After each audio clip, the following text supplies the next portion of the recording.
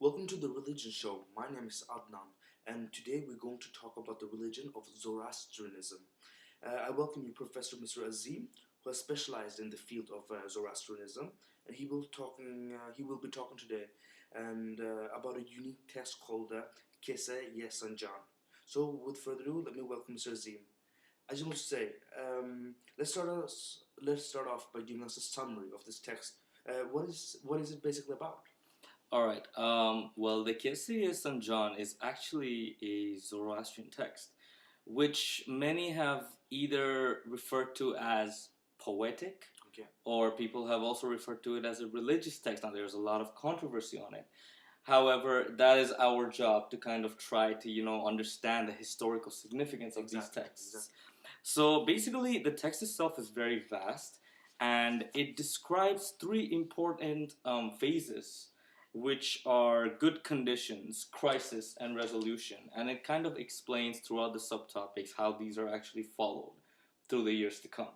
So the first subtopic describes the account of the journey of the Bedouins from the province of Khorasan to the land of Hindustan. Now, Khorasan is a city in Iran, and basically this chapter describes how the Zoroastrianisms were actually forced out of Iran to go into a city of Gujarat, which is located in Hindustan.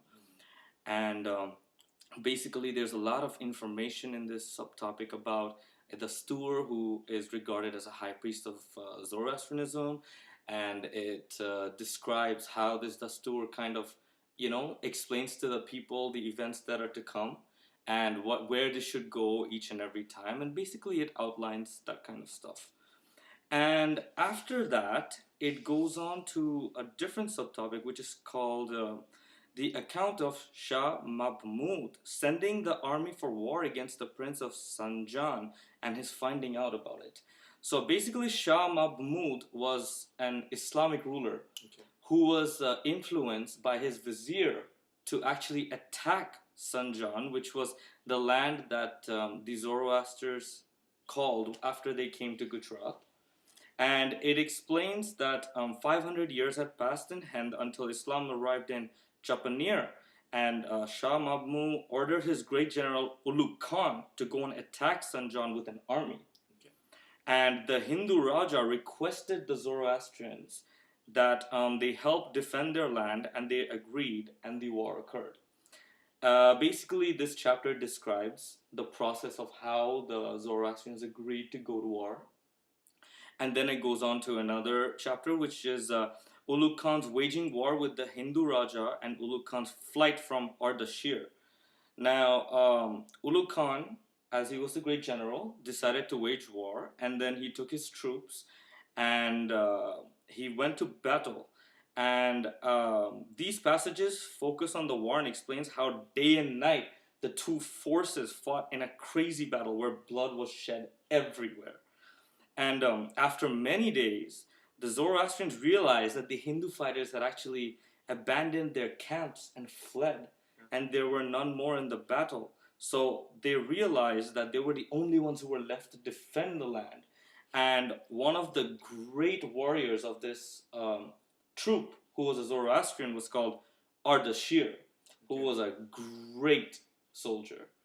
And in this phase of the battle, after the Zoroastrians were fighting the people of Islam, Islam had actually fallen. And at night time, Ulugh Khan, the great general, along with his battalions, actually fled from Ardashir. Okay. And that is kind of what happens in this stage. After that, there's another stage which is called Ulugh Khan's waging war for the second time against Ardashir, and Ulugh Khan's victory over the Hindu Raja. So obviously, after being defeated in battle, you kind of want to go back and win it. So he took even more forces and went into battle. And this time, he destroyed the entire army and slaughtered the Hindu king as well. After this occurred, there was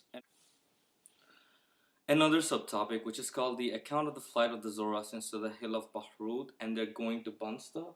So basically, after the Zoroastrians were defeated in battle, they went to the hill of Bahrut to kind of stay there for a while.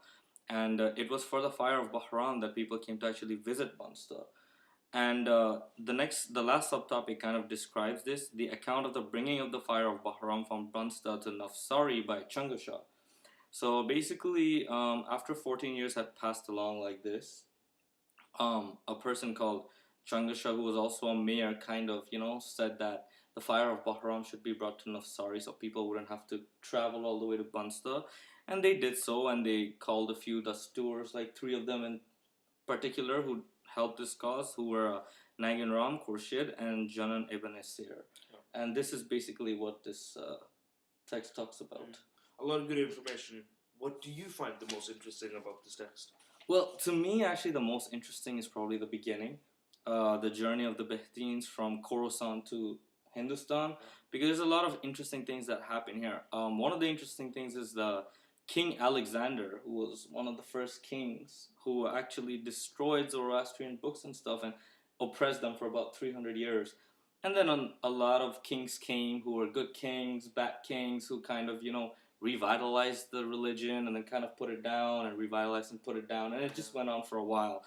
And basically, the final time, the people actually got on a boat to go to Gujarat, and they were encountered by a fierce storm. And basically, Bahram is the deity who they asked for to get them out of the whirlpool that they were stuck in. And he did so, and that is why they kind of created the fire of Bahram. That's pretty much what I really found interesting in this. Alan Williams, he has written a paper on this text, and he describes its structure, significance, and poetic integrity. Explain to me, or elaborate this text in relation to Zoroastrian eschatology and cosmology. Well, you see, Zoroastrian eschatology kind of describes how the end of the world will actually come into place, from the creation stage to the mixture stage and then to the separation stage. And that's kind of what the cosmology of Zoroastrianism focuses on as well. Now, Alan Williams has kind of described the text in 3 stages, which is journey from the origins to settlement in India, and then dispersal, victory, and defeat in India, and then journey of the Atesh Bahram. So basically, these are 3 stages that Alan Williams has kind of expanded in his paper. And the reason why this text is actually related to cosmology and eschatology is because if you observe the text itself, it also has kind of a creation, mixture, and a separation stage. Yeah. The creation stage is kind of like when peace is created in the beginning, and everybody's kind of living in peace and harmony. Yeah. And then the mixture stage is kind of where you can say that good and bad people live together, kind of like the good and bad kings who kind of oppressed the Zoroastrianisms and also gave them power and faith. And you can say the separation stage is kind of after the main war that happened, where the Zoroastrians actually went to the hill, and then, they stayed there, and after a long time, finally prosperity came to them. Yeah. So you can see that it relates. And the thing is that Zoroaster from the beginning had kind of predicted the events that actually happens in this text. Yeah. For instance, in the Bundahishan, which is a holy book for the Zoroastrians, it describes Zoroaster and the coming of Alexander and the end of the millennium of Zoroaster and stuff. Yeah. And then in the Gumezhishan, it describes the removal. So basically, how they go to Kohistan for 100 years, and to Hormuz for 15 years in Iran, and these are all explained in that text, right? And the arrival of the Zoroastrians in India and establishing of the Iran Shah. So, an encounter of the Dastur and the Raja, which was the Hindu Raja that he actually encountered.